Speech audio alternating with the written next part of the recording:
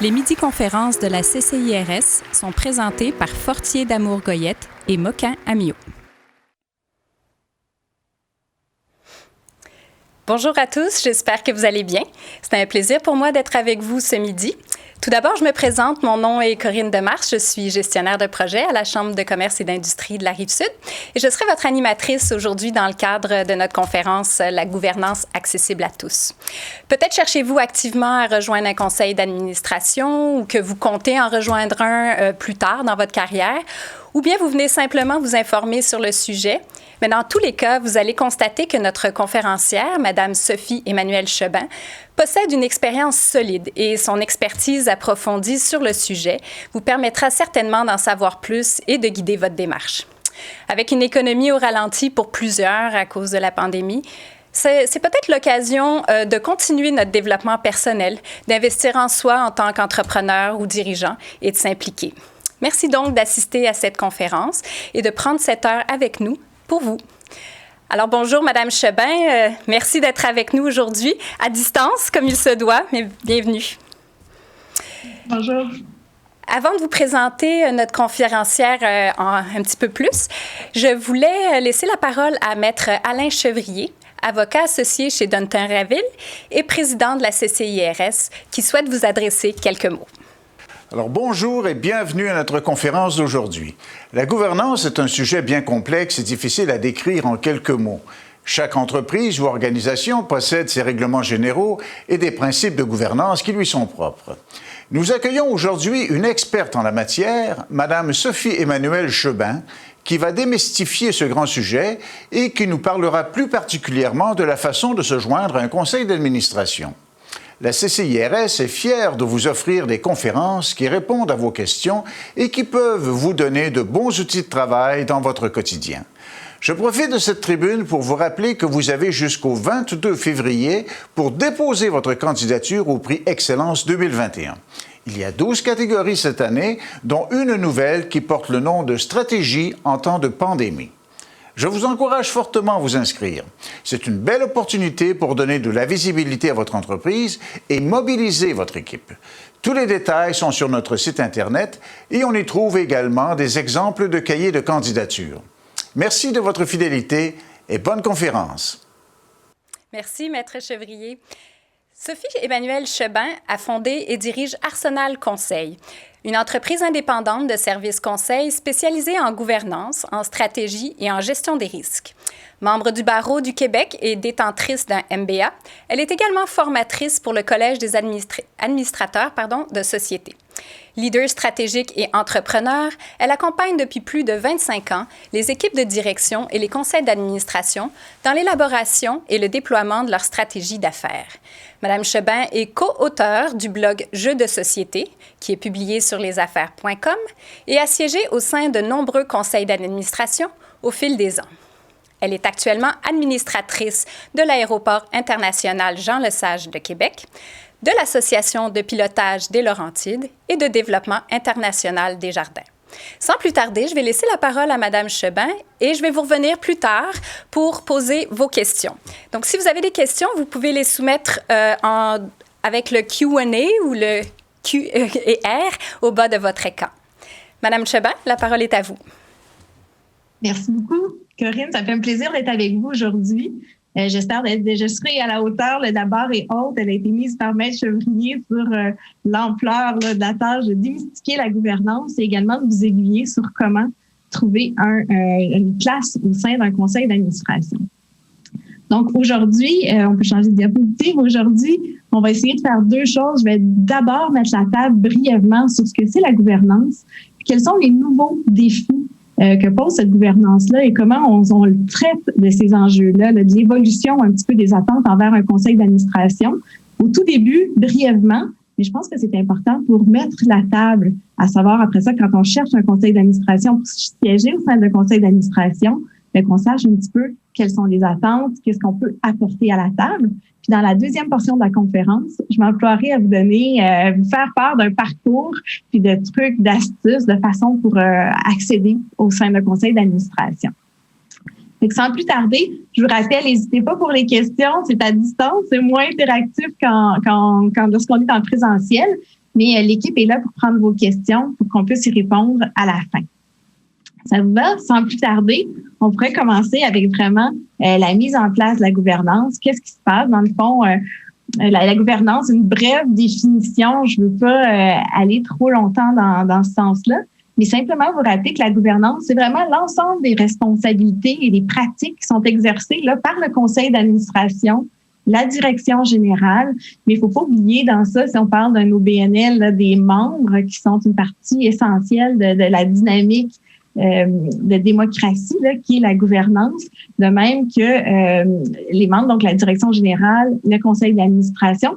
Puis maintenant, ça vient avec beaucoup de pratiques. Il y a eu énormément d'évolutions au cours des dernières années à cet égard-là, ce qui a rendu la gouvernance vraiment comme un sujet d'actualité, puis pour lequel on a des attentes séparées.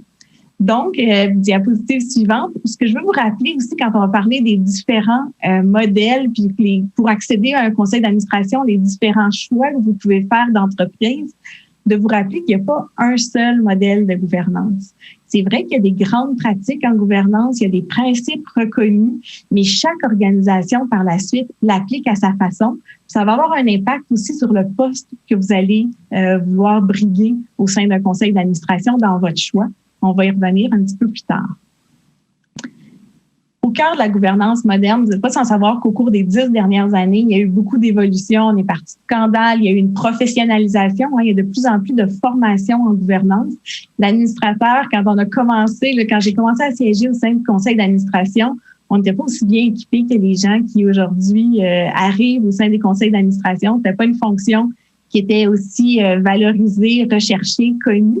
Donc, au fil des ans, il y a eu cette professionnalisation de la profession-là. Il y a des scandales aussi qui ont fait en sorte qu'on a souhaité venir encadrer. Dans beaucoup de scandales, on s'est demandé où était le conseil d'administration. Donc, tout ça a fait en sorte que ça a propulsé le rôle de l'administrateur plus loin. Donc, de plus en plus, là, on demande aux administrateurs qu'il y ait un équilibre entre tout ce qui est conformité et regard vers le futur. On a des nouvelles pratiques de gouvernance, tant pratico-pratiques sur comment tenir une séance de conseil d'administration que des grands principes généraux, ne serait-ce là que la séparation du rôle qui est bien compris chez nous maintenant entre la direction générale et la présidence d'un conseil. Une gouvernance aussi plus participative. Rappelez-vous, à un moment donné, c'était beaucoup dans la conformité. Souvent, on appelait ça du rubber stamping. Les administrateurs étaient là pour simplement approuver. Là, on demande au conseil d'administration d'être un guide, d'accompagner, donc de vraiment avoir un rôle beaucoup plus actif, puis une gestion participative qui part de la tête. On demande beaucoup au conseil d'administration d'être un exemple, d'être en avant, de connaître les tendances, pour vraiment venir donner une impulsion aux organisations pour qu'elles puissent réaliser leur mission. Alors, vous voyez déjà venir, le rôle d'un administrateur va vraiment être, d'administratrice va être beaucoup plus engagé, beaucoup plus proactif. Puis ça va avoir un impact, tantôt, on va voir sur les façons de chercher un poste. Donc aussi, on veut des administrateurs indépendants, qui ont une pensée diligente. Donc, même le rôle dans la préparation, le temps que ça va demander, siéger sur un conseil d'administration, a beaucoup cru au cours des dernières années. Puis ça aussi, ça va être important à voir. Donc, je veux juste que vous reteniez en ce moment que diapositive suivante, c'est vraiment une responsabilité partagée quand on siège au conseil d'administration. On n'agit pas au conseil d'administration comme administrateur seul. On est toujours en collaboration, donc, avec toutes les autres parties prenantes de l'écosystème de la gouvernance, là, les membres ou les actionnaires, si c'est une PME, par exemple, avec donc notre conseil d'administration. On ne sera pas seul, on va travailler en équipe, puis notre direction générale. Je vous l'ai dit, 2 principes fondamentaux, donc la conformité, tout ce qui demande à un conseil d'administration d'être conforme aux lois, à la réglementation qui l'entoure, là, dans lequel de l'écosystème dans lequel l'organisation évolue, mais également cette fameuse création de valeur qui est beaucoup une perspective future où on demande aux gens de voir où s'en va l'organisation, de réfléchir à sa stratégie, à la gestion des risques, ce qui nous amène à avoir un rôle plus actif et de demander beaucoup plus de diversité dans les compétences. Vous allez voir à la diapositive, on voit vraiment un rôle actif de l'administrateur où on va lui demander de partager ses expériences, ses compétences pour réaliser la mission de l'organisation. Ici, j'aimerais vraiment attirer votre attention sur le fait qu'il n'y a jamais eu de meilleur moment, je pense, selon moi, pour chercher un poste au sein des conseils d'administration. On est dans une mouvance vraiment où on est à la recherche de diversité de profils. On parle beaucoup d'inclusion, énormément d'organisations, que ce soit des sociétés d'État, des coopératives, des PME, des OBNL, ont dépoussiéré leur espèce de matrice, on se sont dotés d'une matrice de compétences pour vraiment chercher des expertises diverses au conseil d'administration. Vous le savez, dans la situation actuelle de la COVID, quand on parle de l'accélération des technologies, des enjeux en stratégie, de plus en plus les organisations aussi se préoccupent des risques. Mais on a besoin d'avoir des conseils d'administration qui ont des visions multiples puis qui vont être capables de regarder l'organisation puis l'environnement dans lequel elle évolue sous plusieurs angles. Donc, on a besoin d'avoir le temps évolue où tout le monde avait un profil uniforme. Mon exemple préféré est souvent celui de Reitmans, qui, vous savez, Reitmans était une compagnie de vêtements pour femmes. Il y avait un conseil d'administration majoritairement composé d'hommes dans la soixantaine, tous des blancs. Donc, c'était pas nécessairement les gens à qui les produits de l'entreprise étaient destinés. Maintenant, on parle de diversité d'âge, de diversité de genre, de diversité de provenance, de diversité de région. Donc, tout ça va venir faire en sorte qu'on veut des différentes perspectives au sein d'un conseil d'administration. Puis c'est ça qu'il va falloir amener quand on veut siéger sur un conseil d'administration, de vraiment dire quelle va être votre valeur ajoutée. Donc, ça fait le tour de mon bref rappel de la gouvernance. Je pense que vous êtes ici vraiment pour entendre là, quel est le parcours pour trouver un poste au sein d'un conseil d'administration. Donc, sans plus tarder, abordons-le.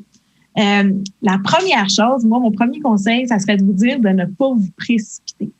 Souvent, il y a des occasions qui se présentent, il y a des gens qui vous approchent, qui vous disent « Veux-tu siéger? Il y a un poste au sein d'un conseil d'administration où je siège, où j'ai entendu dire qu'il y avait un poste. » Je me souviens même, moi, d'avoir été approchée puis d'avoir dit oui trop rapidement.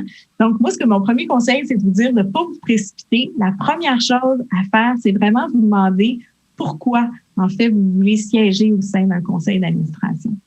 Puis ici, toutes les réponses sont bonnes.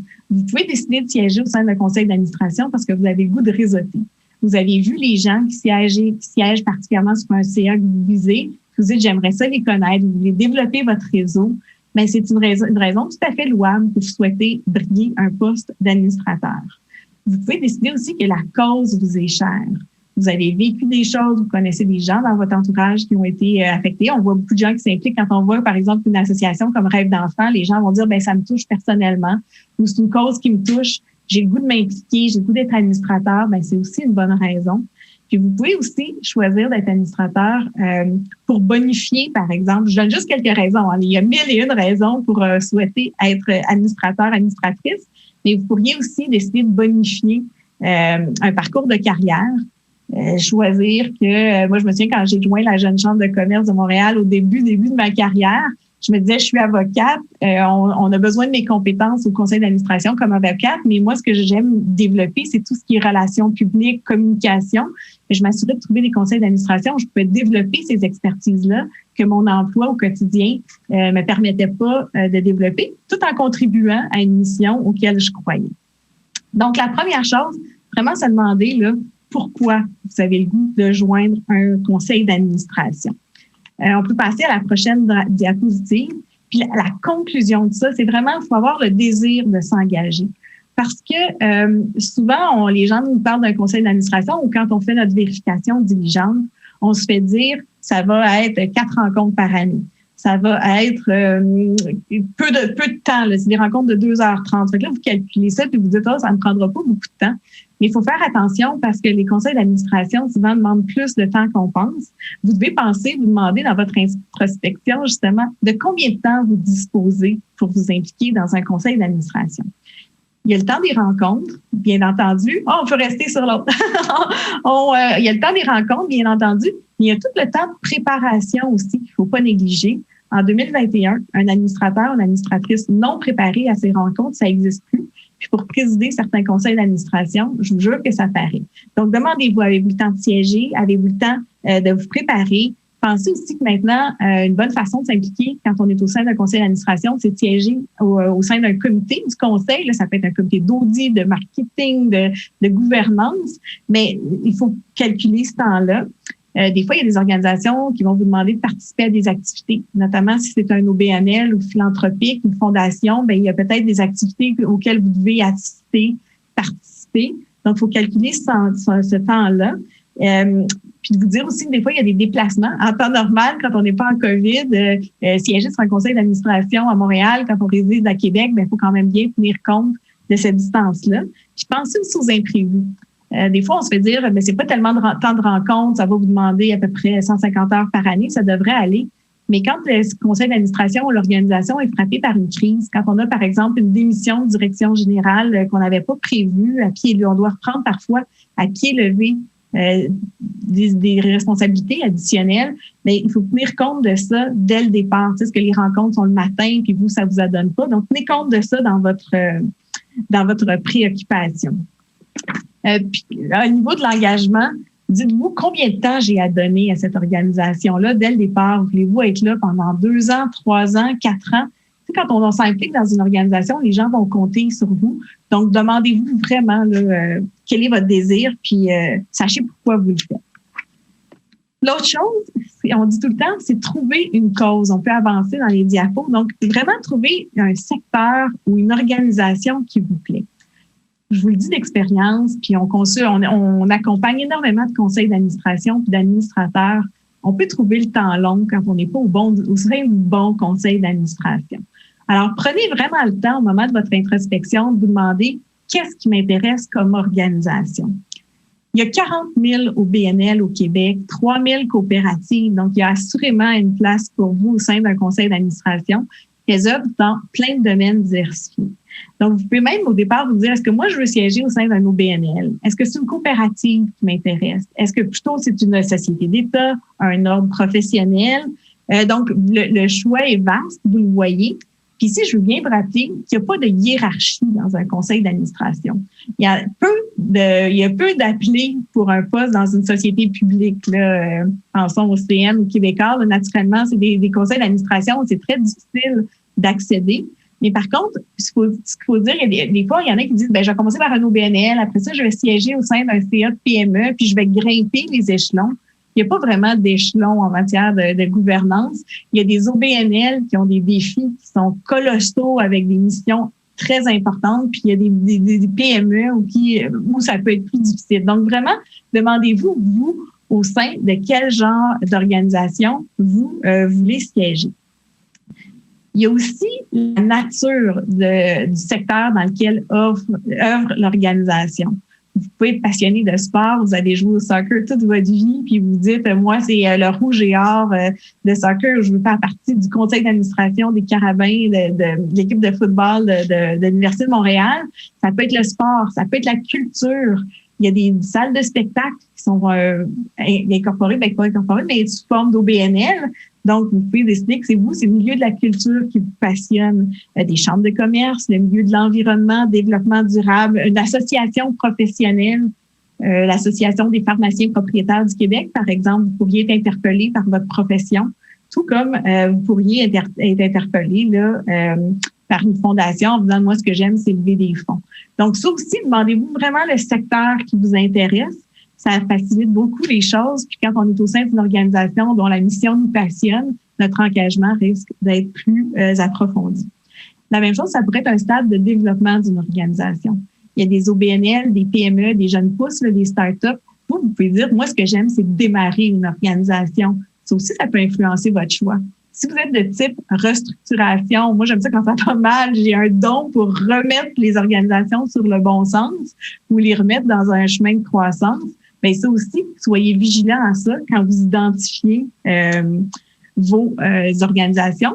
La même chose, d'un point de vue régional, vous pourriez dire, moi, j'aime avoir un impact local. Je cherche une organisation Moisson-Rive-Sud, par exemple, qui a un impact, vraiment une empreinte locale. Vous pourriez aussi vous dire, moi, ce qui me plaît, c'est une association provinciale. J'aime ça, ce genre d'organisation-là, même voire nationale ou internationale. Il y a des associations mondiales aussi. Ce qui est important aussi de savoir que la COVID a amené, un des bons côtés de la COVID, c'est que c'est vraiment venu décloisonner la possibilité d'aller chercher des gens d'ailleurs. Avant, on voyait beaucoup des associations provinciales dont les membres étaient principalement composés de gens de la couronne autour de Montréal, la couronne centre ou avec Québec. Mais on allait peut-être moins chercher une représentativité en Abitibi-Témiscamingue ou en Gaspésie. Avec la COVID et le passage des rencontres de conseils d'administration en virtuel, mais sachez que c'est devenu possible que il y a beaucoup de conseils d'administration qui sont justement venus se doter pendant cette période-là d'un conseil à distance parce que maintenant, c'est simple de se réunir. Prochaine diapo. L'important aussi, c'est vraiment de vous demander quelle valeur ajoutée vous avez. Qu'est-ce que vous allez apporter comme valeur au conseil? Quel va être votre rôle? Quel va être votre apport? Allez-vous faire valoir une expertise particulière, un réseau? Est-ce que vous êtes là pour votre compte de banque? Pour vous, c'est facile. Ça, c'est très, très recherché comme compétence. Des gens capables de faire des levées de fonds. Mais demandez-vous vraiment, vous, comme on parle d'un conseil d'administration de 5, 7, 10 personnes, chaque joueur est clé dans cette amalgame-là quand on l'assemble. Donc, demandez-vous vraiment, vous, quelle va être cette valeur ajoutée-là? Qu'est-ce que vous allez amener au débat, aux travaux pour, naturellement, cette organisation? Fait que faites vraiment valoir votre unicité. Ensuite de ça, la chose dont il faut être conscient quand on cherche un poste au sein d'un conseil d'administration, c'est que ça demande parfois du temps. Des fois, ça va très vite. Je me souviens, j'enseigne aux jeunes administrateurs, les administrateurs de la relève, là, les moins de 35 ans. Puis quelqu'un disait, moi, je souhaite, en sortant de sa formation, disait, je souhaite vraiment trouver un conseil d'administration. Puis on a identifié une organisation qui l'interpellait. Il a appelé, il y a eu rapidement un poste, il y avait une ouverture. Donc, ça s'est fait en l'espace de quelques semaines. Il était devenu administrateur de l'organisation qu'il visait. D'autres fois, par contre, ça peut prendre jusqu'à 2 ans avoir accédé à un poste d'administrateur. Donc, il faut que vous soyez prêts. On voit parfois des gens qui sont en fin de carrière, qui disent, moi, là, ma post-carrière, ça serait une carrière d'administrateur. Il faut savoir que ça se prépare d'avance. On peut prendre des cours, on peut bonifier notre curriculum vitae, aller chercher des compétences additionnelles, puis des fois trouver le chemin pour se rendre à un conseil d'administration. Parfois, c'est une ligne directe. Parfois, c'est une ligne un petit peu plus diverse. La même chose, il y a des fois, il y a des conseils d'administration qui vont déjà vous demander une expertise ou une expérience en conseil d'administration. Donc, la bonne chose, c'est souvent de commencer à siéger tôt au sein des conseils d'administration. Mais je voulais juste attirer votre attention justement sur cette possibilité-là que ça prenne un peu de temps. La première chose à faire après qu'on a fini notre introspection, qu'on est prêt, c'est vraiment d'en parler. Les postes de conseil, on dit déjà que les emplois traditionnels, c'est pas uniquement par affichage qu'on trouve des postes, mais c'est encore plus vrai au sein des conseils d'administration. C'est peu la pratique d'afficher ces postes-là. Donc, parlez-en à votre réseau, parlez-en à vos amis, mettez à jour au travail, ça peut être à des patrons. Je dis souvent à nos jeunes de la relève de moins de 35 ans, parlez-en aux parents de vos amis, parce qu'ils sont souvent dans des positions de pouvoir où ils sont impliqués dans des conseils d'administration puis ils sont déjà un bon réseau. Donc, il faut vraiment en parler. Je ne sais pas combien de gens je connais dans mon entourage qui, simplement en mentionnant qu'il y avait ce désir-là, ont eu des opportunités qui se sont présentées à eux. Une fois que vous en avez parlé, vous continuez, en parallèle du fait d'en parler puis d'annoncer votre intention de siéger au sein d'un conseil d'administration, il faut aussi que vous fassiez un travail proactif. Il faut vraiment choisir vos cibles puis développer votre stratégie. Qu'est-ce que je veux dire par là? C'est qu'une fois, tantôt, vous êtes fixé ce que vous voulez comme conseil d'administration, vous avez une bonne idée du domaine dans lequel vous voulez agir, bien là, il faut le trouver, le conseil d'administration. Puis là, j'aimerais juste vous aiguiller sur certaines pistes pour trouver des postes. Si vous cherchez un poste dans un OBNL, bien là, il faut souvent, il n'y a pas d'endroit où c'est centralisé. Mais il y a des organisations comme Bénévoles d'affaires qui font du maillage, par exemple. Vous pouvez dire que vous avez de l'intérêt, puis eux essaient de faire du maillage avec des organisations qui recherchent. Il y a des 5 à 7 tournants dans certaines organisations ou sous la formule du speed dating. Dans le fond, il y a moyen il y a des organisations qui cherchent, puis il y a des administrateurs qui cherchent. Ça, c'est des façons plus nouvelles de chercher. Si vous cherchez sur une PME, sachez que la majorité des PME, il y a beaucoup de PME au Québec qui sont financées par des institutions financières. On peut penser à Desjardins Capital. Donc, des endroits comme Desjardins Capital, la Caisse de dépôt et de placement du Québec ont des banques d'administrateurs issus de différents domaines, de différents secteurs avec différentes expertises qui sont utilisées pour combler certains postes. Je ne vous dis pas que tous les postes sont comblés comme ça, mais il y a des endroits là. D'ailleurs, en parlant de Desjardins, les caisses populaires sont souvent un point d'entrée pour les gens qui veulent un premier poste dans le conseil d'administration. Toutes les caisses pop ont un conseil d'administration et ont un très bon programme de formation et d'encadrement des administrateurs. Donc, si vous n'avez jamais siégé en conseil d'administration, ça peut être un bon endroit. On oublie aussi souvent les ordres professionnels. Il y en a plus que 40 au Québec. Il y a ces ordres professionnels-là. Et naturellement, ils regroupent des gens issus de la profession. Si on prend l'ordre des infirmières du Québec, infirmières et infirmiers du Québec, bien entendu, est majoritairement composé d'infirmières et d'infirmiers. Par contre, dans tous les ordres professionnels, il y a des gens, vous savez, les ordres sont là pour la protection du public. Donc, il y a des gens qui siègent au sein des conseils d'administration de chacun des ordres et qui ne sont pas membres de la profession. Donc, ça aussi, c'est l'Office des professions qui fait le recrutement et la sélection. Donc, ça, c'est un autre endroit si vous avez de l'intérêt. C'est souvent lieu l'été, mais c'est un endroit où on pense pas pour aller chercher un poste sur un conseil d'administration. Je vous ai parlé aussi des sociétés d'État. Il y en a qui s'abonnent à des listes comme le gouverneur en conseil au Canada puis le secrétariat aux emplois supérieurs au Québec, qui aussi font la recherche du côté canadien. Il y a même une publication des conseils d'administration, via RAI, autres, qui cherchent des administrateurs. Donc, c'est une piste pour vous. Et puis, il y a des lettres. Le regroupement des jeunes chambres de commerce du Québec a des postes, affiche des postes. Il y a des lettres comme au Collège des administrateurs de société, l'Institut des administrateurs de société aussi, qui publie certains postes. Mais sinon, là, c'est vraiment à vous d'essayer de dénicher votre cible. Fait qu'une fois que vous avez identifié votre cible, vous avez 1 ou 2 conseils d'administration, vous dites c'est là que je voudrais siéger. Mais moi, je vous suggère là, gentiment de tisser votre toile, puis d'avoir une stratégie d'approche pour ces organisations-là. Naturellement, la première chose à faire, c'est souvent de regarder qui siège au sein du conseil d'administration pour voir si vous n'avez pas des gens que vous connaissez ou des gens dans votre entourage qui connaissaient des gens dans le sein de ces conseils d'administration-là. Essayez de voir aussi comment les gens sont nommés. Il y a des organisations où, j'appelle ça par récompense, vous allez être impliqué longtemps dans une organisation à titre de bénévole, là, dans les OBNL, souvent dans différentes implications. Puis à un moment donné, on vous dit, est-ce que ça tente de joindre le conseil d'administration? C'est une façon de faire, mais il faut comprendre que souvent, c'est plus long. Là, quand je parlais que ça peut prendre du temps, à ce moment-là, c'est un petit peu plus long comme ça. Donc, il y a des périodes fixes dans les coopératives. Par exemple, on sait que l'Assemblée générale s'en vient, ils sont à la recherche de gens. On peut préférer. Puis là, il faut aussi savoir est-ce que c'est par référence, comme est-ce qu'il y a un comité de nomination, est-ce que votre candidature doit être déposée. Donc, faites vraiment une vérification là-dessus, essayez d'obtenir cette information-là. Ensuite, il faut préparer. OK. Dans certains endroits, on vous demande de préparer un CV. On vous dit qu'il faut préparer un CV d'administrateur. Celui-ci est légèrement différent d'un CV traditionnel. Dans un CV traditionnel, on a tendance à lister les emplois qu'on a occupés, les fonctions qu'on a occupées. Mais du côté des administrateurs, dans ce qu'on appelle d'un CV d'administrateur, ce qu'on veut voir, c'est votre expérience en gouvernance, puis votre capacité, pas nécessairement à livrer, parce que vous savez que le conseil d'administration n'est pas là, c'est les mains dans la pâte, ceux qui gèrent l'organisation au quotidien, c'est la direction générale.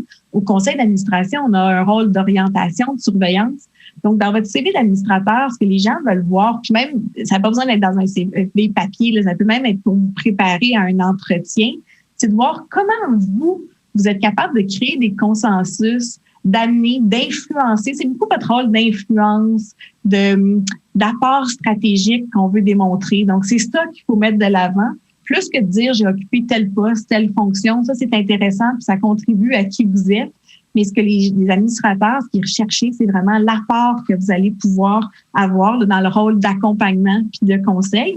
D'où la difficulté parfois pour un PDG de devenir administrateur. Un bout de temps, on disait, il y a même des articles qui ont été écrits là-dessus sur la difficulté de changer de rôle. Parce que quand on est au conseil d'administration, on va pas exécuter, on va conseiller. Donc, préparer votre CV d'administrateur. Si vous ne le faites pas par papier, au moins, ça vous aidera à vous préparer à l'entretien ou aux discussions que vous pourriez avoir.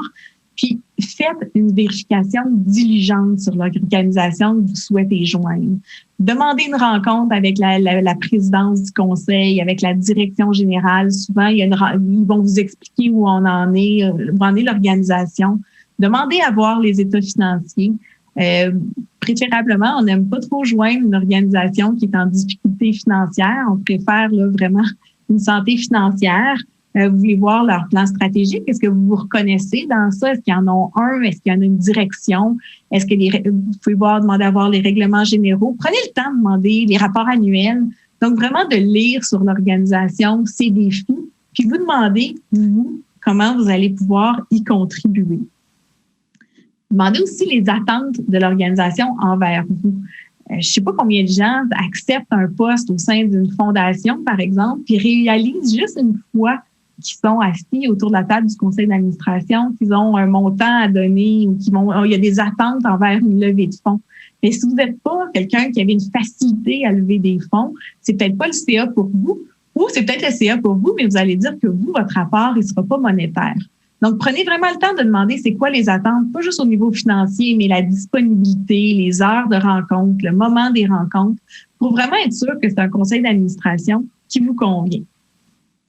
Il y a même des gens qui demandent d'assister à une rencontre de conseil d'administration à titre d'observateur, ne serait-ce que pour voir la dynamique au sein du conseil d'administration, parce que souvent, quand les gens démissionnent ou disent qu'ils ont le goût de laisser un conseil d'administration, c'est souvent eu égard à ce qui se passe dans la dynamique, comment ça se vit, est-ce que c'est confrontationnel, est-ce que la relation entre le conseil d'administration et la direction générale est bonne? Toutes des questions que vous êtes en droit de poser puis qui est sage de poser. Puis finalement, je dis toujours aux gens, engagez-vous pas dans un conseil d'administration où il n'y aurait pas d'assurance responsabilité, par exemple. C'est vraiment essentiel parce que vous le savez, peu importe l'organisation sur laquelle vous allez siéger, que ce soit une PME, une entreprise privée, un OBNL, mais comme administrateur, on a une responsabilité juridique qui vient avec ça. Donc, vous voulez être sûr d'être couvert d'un point de vue de responsabilité, la fameuse assurance D&O pour Directors and Officers. Donc, ça, c'est les étapes. Puis avant de dire oui, c'est ça, tout cela mène à dire qu'avant de dire oui, assurez-vous vraiment qu'il y a une chimie entre vous, l'organisation puis le conseil d'administration que vous apprenez à joindre. Puis la même chose, je fais une petite parenthèse, là, je vous parle beaucoup d'une démarche proactive où c'est vous qui recherchez un poste au sein d'un conseil d'administration.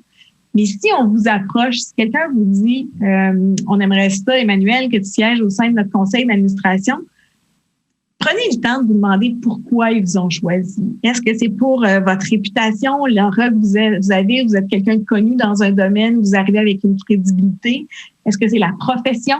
On demande le classique, c'est-à-dire ça nous prend un avocat, un comptable au sein d'un conseil d'administration. Rassurez-vous, c'est plus du tout le cas. On a besoin de profils RH, de technologie, de questions de cybersécurité, cyber-risque. Mais est-ce qu'on vient vous chercher pour votre profession, pour vos contacts? Est-ce qu'on va vous demander, par exemple, une PME qui commence, peut-être qu'elle a des besoins dans un autre marché, puis vous faites déjà affaire aux États-Unis, par exemple, puis vous êtes à même d'ouvrir des portes. Donc, est-ce que les gens viennent pour votre réseau, pour votre compte de banque? Dans certaines fondations, on va vous demander de faire un don substantiel. Donc, est-ce que ça se peut que ça soit pour ça, puis c'est correct aussi? Pour l'âge, est-ce qu'il y a beaucoup de conseils d'administration dans l'enjeu principal en ce moment? C'est la relève au sein du conseil d'administration. Bref, demandez-vous vraiment pourquoi on vient vous chercher, puis assurez-vous que vous êtes en mesure de répondre à ces attentes-là. Parce que tout ça, vous faites toute cette vérification diligente-là pour être sûr de vous pouvoir bien contribuer au conseil d'administration puis avoir le goût d'y demeurer parce que vous vous y plaisez. Mais aussi, il faut savoir qu'on a une réputation puis on veut bien répondre aux attentes de l'organisation. Si c'est le cas, si tout va bien, ben dites oui.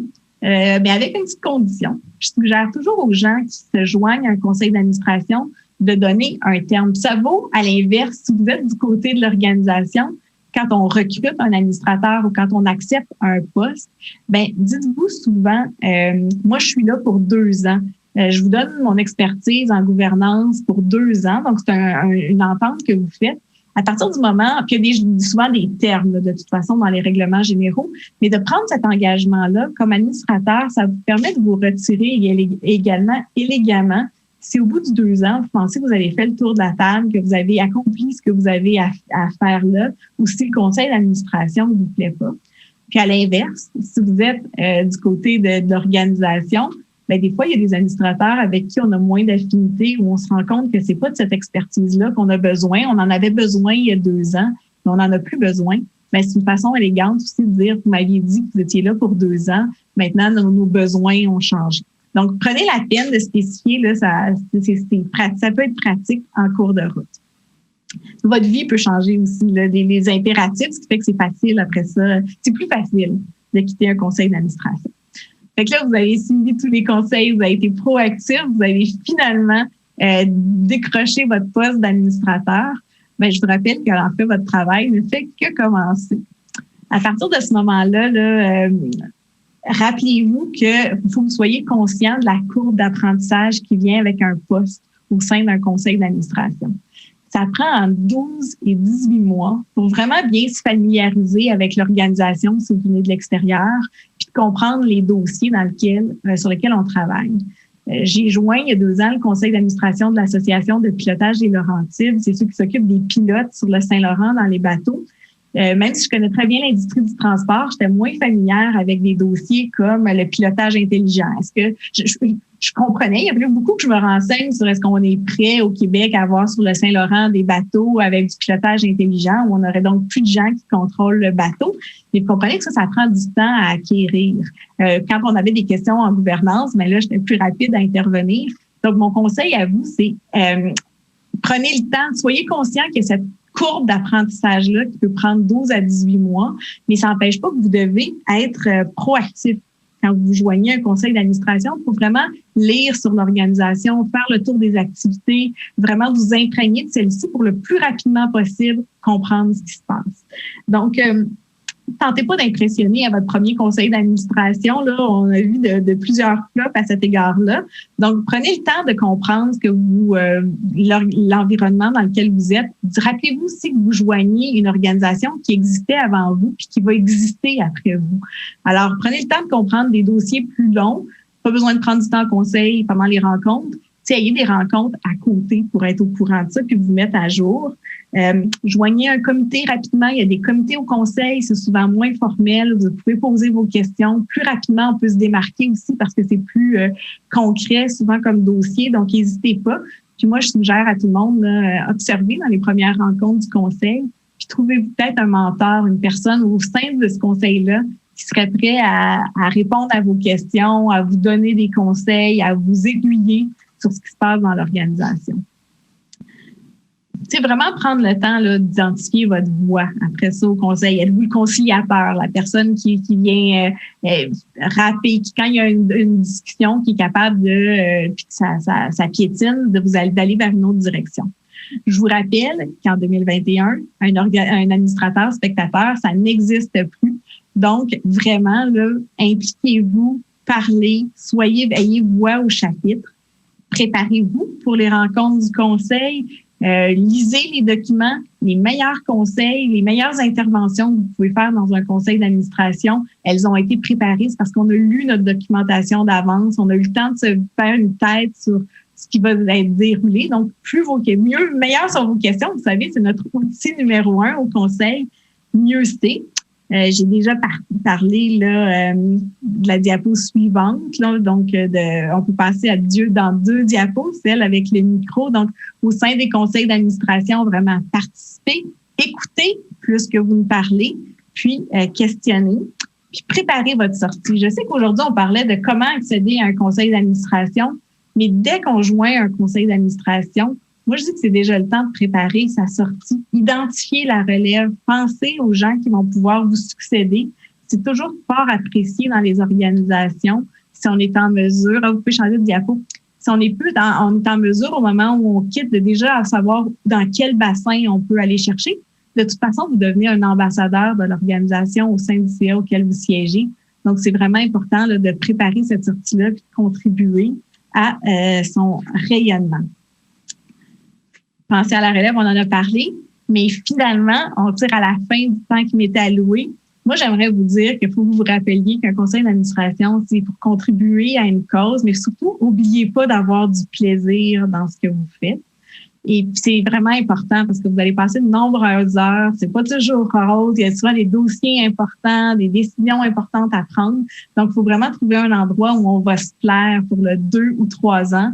On siège souvent sur un conseil d'administration en plus du travail qu'on fait au quotidien à temps plein. Ça fait partie de nos activités parascolaires. Donc, c'est vraiment important qu'on ait du plaisir dans l'organisation ou qu'on a sélectionné. Puis, mon dernier conseil à tous ceux qui écoutent et qui s'en cherchent un, c'est oser. Laissez les doutes au placard. Souvent, on a tendance à dire « je suis pas prêt, je suis pas prête, je sais pas qu'est-ce que je vais apporter à cette organisation-là ». Laissez ça de côté. On n'est jamais prêt pour tout dans la vie. Donc, vraiment, oser, aller frotter aux portes. On a plein d'histoires de gens qui ont juste jamais osé, jamais dit. Il y a plein d'organisations qui attendent ça, des gens qui lèvent la main pour s'impliquer au sein de celle-ci. Donc, vraiment, là, préparez-vous, faites un bon travail en amont, puis allez frapper aux portes, parlez-en. Mais je pense qu'il faut vraiment là, prendre notre chance. Parce qu'une carrière d'administrateur, on en a le contrôle, donc il faut la développer selon nos goûts. Ça serait tout pour moi, Corinne. Merci beaucoup. Ça donne envie de s'impliquer et de joindre des conseils d'administration. Merci, c'était très intéressant. Et d'ailleurs, on a reçu plusieurs questions. On va avoir 10-15 minutes là, pour pouvoir en poser quelques-unes.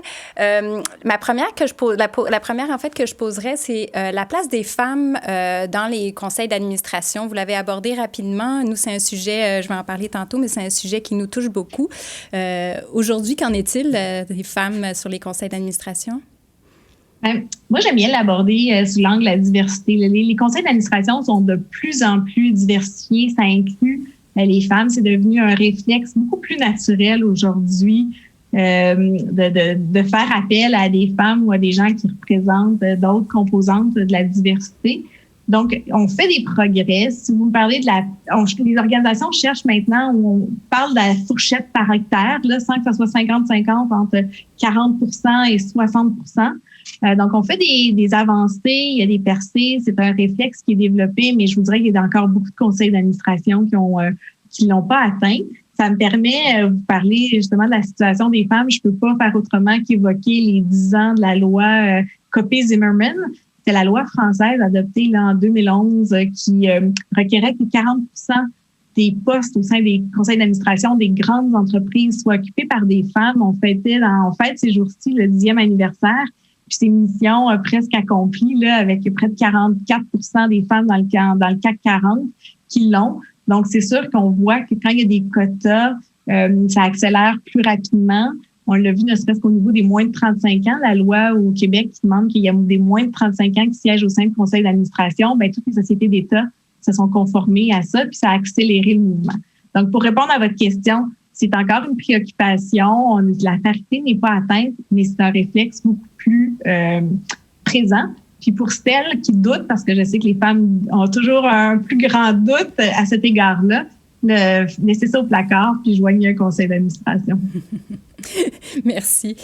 On a reçu une autre question. Bonjour, pouvez-vous aborder la question de l'imputabilité, dont la détention ou non d'une assurance responsabilité? Cela est peut-être un frein pour certains. Je sais que vous l'avez mentionné un peu, mais est-ce que c'est possible de l'aborder un petit peu plus au niveau légal, si ça peut avoir une certaine implication qui peut freiner des gens qui voudraient s'impliquer? Oui, c'est important. Alors, quand on joint au conseil d'administration, on a 2 devoirs. On a un devoir de loyauté, on a un devoir fiduciaire aussi, de prudence et de diligence. Et quand on enfreint ces règles-là, donc il peut y avoir des poursuites. Les poursuites à l'égard des administrateurs ne sont pas choses courantes, mais elles sont quand même en hausse, d'où certaines organisations vont noter une hausse des primes d'assurance responsabilité. Là, il y en a de plus. Donc, quand on joint un conseil d'administration, on prend pas une assurance personnelle. C'est en fait l'organisation qui prend une assurance responsabilité pour son conseil d'administration, puis ses administrateurs. Et là, la question, je ne sais pas si je réponds tout à fait à la question de la personne, mais si c'est le cas, si c'est pas le cas, écrivez-moi en aparté, là, rejoignez-moi sur LinkedIn, ça va me faire plaisir de développer. Mais je pense que ce qui est important de savoir, c'est que quand il y a une poursuite à l'égard du travail des administrateurs ou d'un conseil d'administration, c'est vraiment la règle, la raisonnabilité commerciale qui s'applique. Donc, on va se demander si les gens au sein du conseil d'administration ont pris le temps de débattre de la question, du sujet à l'ordre du jour. Est-ce que c'est une question qui a été escamotée, peu abordée, ou est-ce que les administrateurs ont posé beaucoup de questions, se sont préoccupés de cette question-là, l'ont regardée sous tous les angles? Donc, on va s'attarder au processus décisionnel. Puis la deuxième chose, on va s'attarder à la raisonnabilité de la décision qui est prise. Donc, une cour ne va pas se substituer à voir si le conseil d'administration a pris la meilleure décision dans les circonstances, mais elle va se poser la question si la décision qui a été prise était raisonnable dans les circonstances. C'est quand même différent. Je ne veux pas faire un cours de droit aujourd'hui, mais d'où l'importance, puis là, je sais qu'on va un petit peu plus loin, mais d'où l'importance de lire vos procès-verbaux, puis de s'assurer que dans les procès-verbaux, on fasse état d'une certaine forme de discussion. Là, je dis pas que on dit Emmanuel a dit ci, Corinne a rajouté tel élément, mais qu'on fasse bien état du processus décisionnel qui a mené à une décision pour les décisions particulièrement là, centrales à l'organisation. Je sais pas si je réponds à la question, mais assurez-vous, quand vous joignez un CA, qu'il y a une assurance responsabilité qui est en place et assurez-vous chaque année qu'on revienne au CA pour vous dire qu'elle est bien renouvelée. Elle est bien payée chaque année, effectivement. Oui. C'est pas très cher, hein? C'est quand même abordable pour les organisations. Ah, puis c'est quand même important aussi. Donc, oui, je pense que ça répond bien à la question. Sinon, comme vous le dites, on vous trouve facilement, j'imagine, sur LinkedIn. Donc, ce serait une autre façon. C'est pas très compliqué. Ou sinon, nous écrire à la Chambre de commerce, on pourra vous rejoindre et donner la réponse plus en détail. On a une question plus personnelle ici. Une personne que je pense que vous connaissez, Isabelle Foisy, demande « Bonjour Emmanuel, selon toi, quel type de profils sont les plus recherchés et le plus en demande? » Bien, bonjour Isabelle. Oui, les profils. Ça, c'est intéressant en fait comme question, Isabelle. Autrefois, on disait beaucoup, on recherchait toujours. Chaque conseil d'administration devait avoir son avocat puis son comptable. Hein. C'est encore vrai, c'est des compétences qui sont recherchées puis appréciées. Mais aujourd'hui, on a beaucoup de questions en ressources humaines, la mobilisation. Même avant la COVID, là, on voyait quelqu'un qui serait membre CRHA, CRIA. Donc, il y a des enjeux de mobilisation qui sont puis de rétention qui sont vraiment à l'avant dans nos organisations au Québec. Donc, les profils RH sont très en demande. Technologie, je pense que ça va juste aller en s'accroissant les besoins pour les gens qui sont capables de démystifier les technologies, tout ce qui est gestion des risques. C'est vraiment des profils qui sont de plus en plus demandés. Au sein des PME, on va souvent demander est-ce que quelqu'un a déjà été dans la haute direction d'une organisation. Mais tu me permets d'ouvrir, Isabelle, sur quelque chose qui est important aussi, c'est que oui, il y a des compétences, des profils recherchés d'un point de vue là, compétences, expertise, mais on ne faut pas occulter le fait qu'on cherche de plus en plus du savoir-être au sein de la table du conseil d'administration, au sein d'un conseil d'administration. Donc, ça prend des gens qui sont collaboratifs, qui sont capables de bâtir des consensus, qui sont dans le respect, dans l'écoute. Donc, toute la façon d'être au conseil d'administration, je vous promets, on va en parler de plus en plus au cours des prochaines années. Puis c'est quelque chose qui est très recherché. Puis si vous êtes urbaniste, là, faites-vous-en pas. On a besoin d'urbanistes. Il y a plein d'organisations aussi. Arrêtez-vous pas aux profils les plus recherchés. Si vous voulez vous joindre à une organisation qui fait la promotion de la revitalisation d'une rue commerciale, bien, probablement que bien avant le profil d'avocat, vous allez avoir besoin d'un profil d'urbaniste. Donc, malgré ce qu'on dit dans les profils à la mode, il y a des profils pour tout le monde. Il y a une place pour tout le monde. Puis il y en a un point de vue différent aussi. C'est intéressant de voir que, dans le fond, chaque profil est recherché et puis qu'on peut vraiment faire une différence quand on s'implique sur un CA, peu importe notre parcours ou notre spécialité. Donc, c'est quand même assez diversifié. Je vous le rappelle, 40 000 OBNL, 3 000 coopératives, des PME à la tonne, l'entrepreneuriat est à la mode. Il y a vraiment une place pour tout le monde, d'où l'importance de se demander quelle est la valeur ajoutée qu'on va apporter à la lumière de notre expérience et de nos compétences. Et de sentir que ça rajoute quelque chose à l'organisation. J'ai une question un petit peu plus spécifique. Donc, la question ici est, selon vous, quelle est la meilleure façon de savoir s'il s'agit de postes d'administrateur rémunérés ou non? Est-ce que la question se pose facilement ou comment on le découvre? Non, effectivement, je ne l'ai pas beaucoup abordé. Les postes, d'un, dans les OBNL, il y a peu de postes rémunérés. Les ordres professionnels sont considérés comme des OBNL et rémunèrent les administrateurs. Mais ce qu'il faut savoir, c'est qu'il n'y a pas énormément de postes rémunérés du côté, donc, OBNL. Ça, vous pouvez prendre pour acquis que c'est pas le cas. Ce serait une exception que ce le soit. Au niveau des sociétés d'État, il y a certaines grandes sociétés d'État qui rémunèrent. Donc, ça, vous y avez accès souvent dans les rapports annuels. Puis, c'est vraiment à la pièce. Dans les PME, il y a aussi souvent une rémunération qui, dans tous les cas, là, hormis pour les sociétés publiques, où la rémunération est extrêmement importante, pour la majorité des autres conseils d'administration, c'est une bonne rémunération, là, mais c'est pas avec ça que vous allez vivre en ayant un seul conseil d'administration. Donc, il faut vraiment le demander. Mais vous pouvez prendre pour acquis que la majorité des PME, là, si vous siégez sur une PME où notamment il y a eu du financement bancaire, ils vont vous rémunérer. Même les startups ont tendance à le faire là, à la hauteur là, d'entre 750 000 $ par rencontre souvent.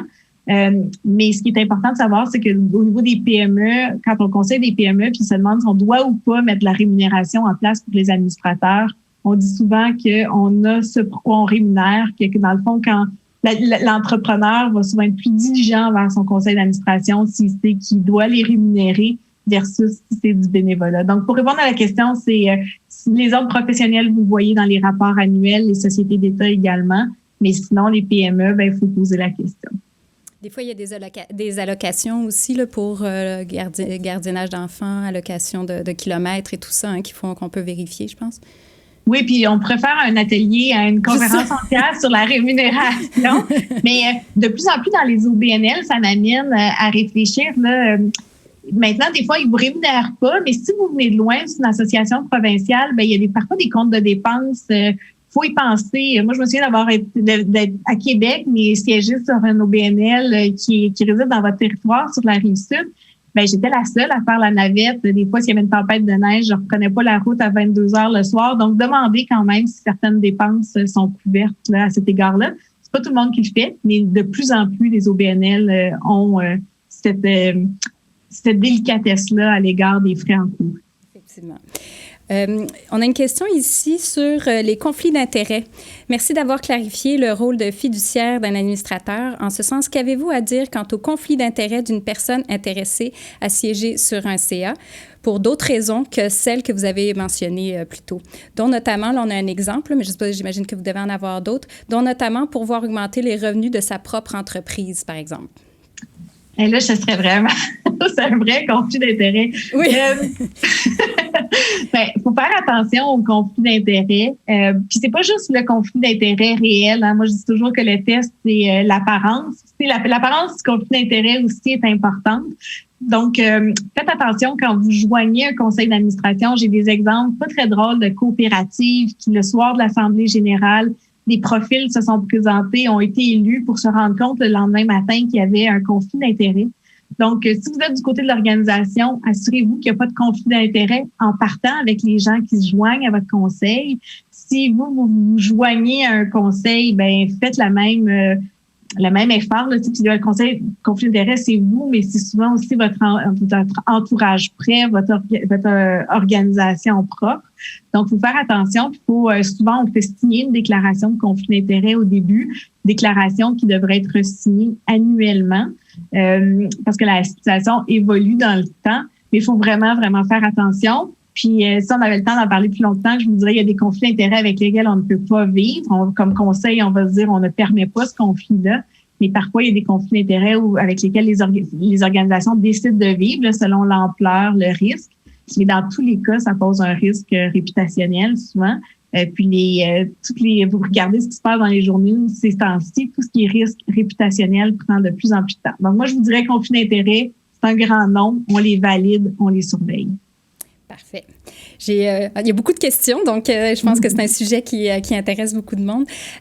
Bonjour Emmanuel, le CA est responsable des orientations et du plan stratégique de l'organisation. Or, on ne voit pas beaucoup cette expertise spécifique dans les profils de compétences recherchés. Voyez-vous une nouvelle tendance s'établir dans ce sens? Excellente question. En fait, dans les matrices de compétences qu'on fait, on voit beaucoup apparaître la fonction stratégique au sein de ce qui est recherché dans les conseils d'administration. Mais ce qui est drôle, c'est que quand les gens les remplissent, souvent tous les administrateurs vont dire que c'est une force. Là, puis dans la matrice de compétences, on grade en disant est-ce que c'est une connaissance, une expertise de base. On a tendance donc tous à considérer qu'on est stratège. Mais la vraie expertise en planification, en développement de stratégie est de plus en plus recherchée au sein des conseils d'administration. Puis pourquoi j'avance ça? Parce que je vous donne en mille, on voit de plus en plus revenir en force le comité de stratégie au sein des conseils d'administration. Avant, on avait beaucoup audit, gestion des risques, ressources humaines, gouvernance. Mais là, il y a beaucoup de conseils d'administration qui se dotent à nouveau du comité de stratégie. Parce que le rôle du conseil d'administration en stratégie, on le voit souvent dans développer le plan stratégique, mais il faut savoir aussi qu'il est le gardien du processus qui va mener au plan stratégique, de même que le suivi. Une fois que votre plan stratégique est adopté, on a tendance à l'oublier alors qu'il faut vraiment le suivre. Donc, oui, de plus en plus, la recherche de la stratégie. Puis si vous appliquez en me disant, moi, c'est un chapeau de stratégie, bien, développez vraiment ce que vous êtes capable de faire en stratégie, que vous n'êtes pas juste bon en stratégie parce que vous le vivez dans votre organisation, mais vous êtes capable de développer, vous faites des modèles d'affaires, des nouvelles tendances dans ce secteur-là. Donc, il faut vraiment le développer. Le temps file, mais j'ai vraiment envie de vous poser cette dernière question parce que je trouve que ça finirait bien, en fait, la période de questions. Je suis membre d'un CA et j'aimerais connaître les établissements qui offrent une formation complète pour les administrateurs. Que dois-je rechercher comme formation? Il y a beaucoup de formations. Si vous avez moins de 35 ans, il y en a 2 qui me viennent à l'esprit. C'est la formation administrateur de la relève offerte par le regroupement des jeunes chambres de commerce du Québec. Il y en a une également offerte par la Jeune Chambre de commerce de Montréal. Si vous êtes administrateur qui avait passé le cap de 35 ans, il y a les 2 grandes formations. La formation universitaire qui est reconnue qui est universitaire, qui est une composante de l'Université Laval avec le Collège des administrateurs de société. Ça se donne à Québec et à Montréal sur 5 volets. C'est un engagement plus long. Il y a également, pour ceux qui ont une prédominance, qui siègent dans des conseils d'administration peut-être plus à notoriété plus canadienne, souvent même des sociétés publiques. Il y a l'Institut des administrateurs de société également. Puis sinon, il y a des formations qui sont offertes aussi à la carte. Dans les conseils d'administration, on en donne beaucoup des formations d'administrateurs. Il y a de plus en plus avec des volets administrateurs 101, mais également des volets plus poussés. Donc, c'est ça que vous devez rechercher. Puis même le collège et le collège notamment offre aussi des petites formations. Il y a eu la grande certification pour détenir le titre d'ASC, mais il y a également des petites formations plus spécifiques sur de la PME, par exemple, ou le rôle du président de conseil. C'est ce que je suggérerais. Parfait. Ça, je pense que ça donne des bonnes pistes. En tout cas, une chose est sûre, c'est que ça donne envie de s'impliquer. C'est vraiment intéressant. Puis, en fait, je constate que tout le monde peut faire partie d'un CA. Ça apporte autant, finalement, à la personne qu'à l'organisation. Donc, ça peut être bénéfique pour tout le monde, finalement. Merci de nous avoir éclairés sur le sujet. Ça fait grand plaisir. Merci à tous d'avoir participé à cette conférence en espérant que vous avez retiré des informations clés et que ça va vous permettre d'évoluer dans votre projet personnel. Je profite aussi de l'occasion pour porter votre attention sur un projet de la CCIRS sur lequel nous aurions besoin de votre participation. Il s'agit du projet Femmes Égalité en affaires qui a été lancé il y a 2 ans grâce à la participation financière du gouvernement du Québec. Effectivement, en automne 2018, la CCIRS a sondé 85 entreprises afin d'évaluer la place des femmes au sein de la direction et les conseils d'administration des entreprises en Montérégie.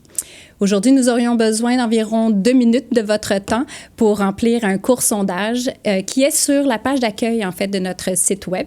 Et les résultats nous permettront de visualiser comment les choses ont évolué depuis 2 ans. Si vous avez le temps tout de suite, en fait, vous pouvez également trouver le lien que nous allons mettre dans la section clavardage sur votre écran. Alors, merci de votre participation. Comme je le disais, c'est un sujet que nous avons à cœur à la CCIRS. Pour finir, j'aimerais souligner que la conférence d'aujourd'hui a été possible grâce à la participation financière du secrétariat à la condition féminine. Nous tenons également à remercier notre partenaire TVRS qui diffuse et orchestre tous nos événements. Je vous souhaite un bel après-midi et au plaisir de vous revoir bientôt à un prochain événement de la CCIRS. Surveillez notre calendrier, il se garnit constamment. Donc, bonne journée à tous. Puis, merci encore, Madame Chebin. Bonne journée. Merci. Au revoir. Au revoir. La CCIRS tient à remercier Fortier d'Amour Goyette et Moquin Amiot, partenaires des Midi-conférences, ses grands partenaires annuels, Dunton Rainville, Desjardins Entreprises, Université de Sherbrooke, ainsi que TVRS pour la réalisation et diffusion de cet événement.